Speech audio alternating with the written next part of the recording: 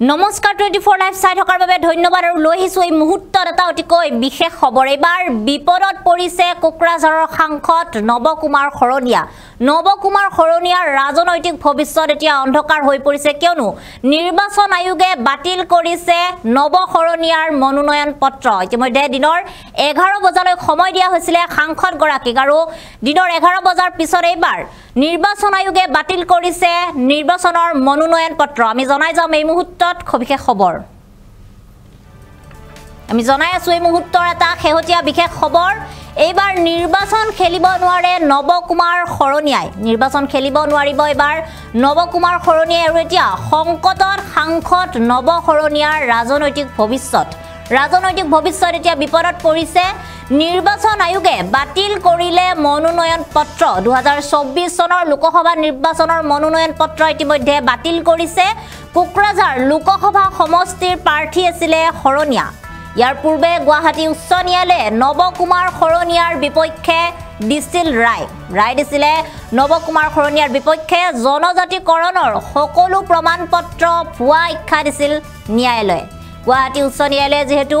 ৰায় দিছিল আৰু দিনৰ 11 বজালৈ সময় দিয়া হৈছিল নৱকুমাৰ খৰণীয়াক আজি দিনৰ 11 বজালৈ সময় দিয়া হৈছিল নৱকুমাৰ খৰণীয়াক আৰু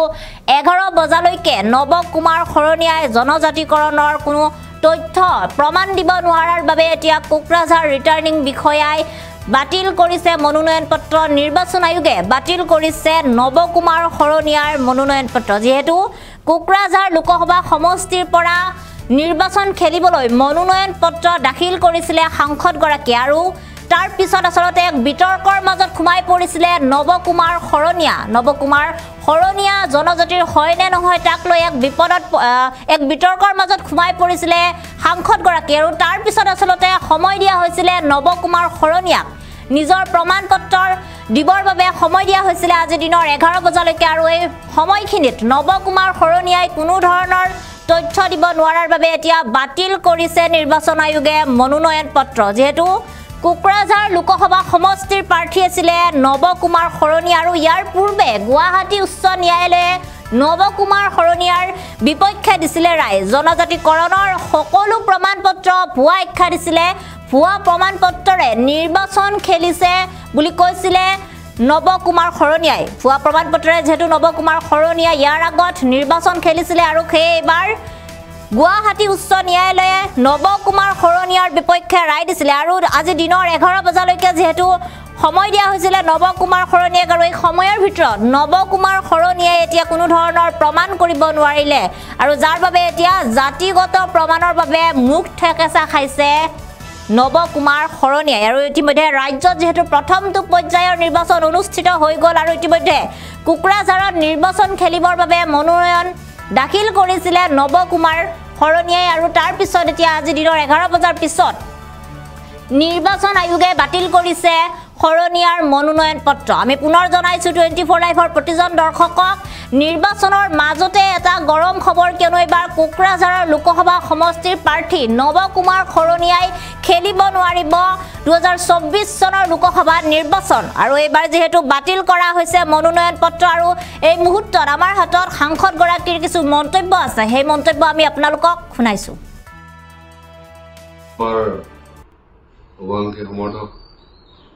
তথা অগ্ৰসংখ্যা সমিতি জিএছপিকে আদি কৰি বিভিন্ন জাতীয় দলগত সন্মানীয় সদস্যসকল লগতে আমাৰ কোকৰাঝাৰ ভোটাৰ ৰাইজ ইতিমধ্যে আপোনালোকে গমে পাইছে যে আজি 11টা বজাত আমাৰ যি নমিনেশ্যন ছাবমিশ্যন আছিল সেইটো কেঞ্চেল কৰা হৈছে এইটোত আপোনালোকৰ লগতে আমি আপোনালোকৰ দুখৰ একেলগে আমি সমভাগী যিহেতু আমাৰ অলৰেডি সিদ্ধান্ত হৈ আছে অলৰেডি আমাৰ দুজন কেণ্ডিডেট বিনিতা ডেকা আৰু ঘনশ্যাম দাস ডাঙৰীয়া আছে অহাকালিলৈকে উজ্জ্বল আছে আমি এতিয়াও চেষ্টা কৰি আছো যাতে এই অৰ্ডাৰটো এগেইনষ্টে চেলেঞ্জ কৰাৰ কাৰণে গতিকে কালিলৈ কিবা কাৰণত একো ৰিজাল্ট নাহিলেও আমাৰ নিশ্চিতভাৱে এজন কেণ্ডিডেট থাকিব সেইকাৰণে আপোনালোকে কালিলৈকে অপেক্ষা কৰক আৰু নিজৰ যিখিনি দায়িত্ব সেইখিনি পালন কৰক কাৰণ এইখিনি সময়ত আমি কোকৰাঝাৰ ভোটাৰ ৰাইজৰ লগত আমি থিয় হোৱাটো জৰুৰী আপোনালোকে জানে যে আমাৰ বিৰোধীবিলাকে ষড়যন্ত্ৰৰ যিমানেই নকৰক কেলে আমি কোনো কাৰণে যে হাৰ নামানো আমি যাতে নিজৰ সিদ্ধান্ত অটল থাকো আপোনালোকৰ লগত মই আগতেও আছিলোঁ, আজিও আছোঁ, ভৱিষ্যতেও আছোঁ। আপোনালোকে নিশ্চিত থাকক যে কোকৰাঝাৰত আমি বিজয়ী হ'বই লাগিব, এনেই হাওঁ। তাৰ কাৰণে আপোনালোকে ৰেডি থাকক আৰু নিজৰ নিজৰ যিখিনি দায়িত্ব সেইখিনি ভালভাৱে পালন কৰক।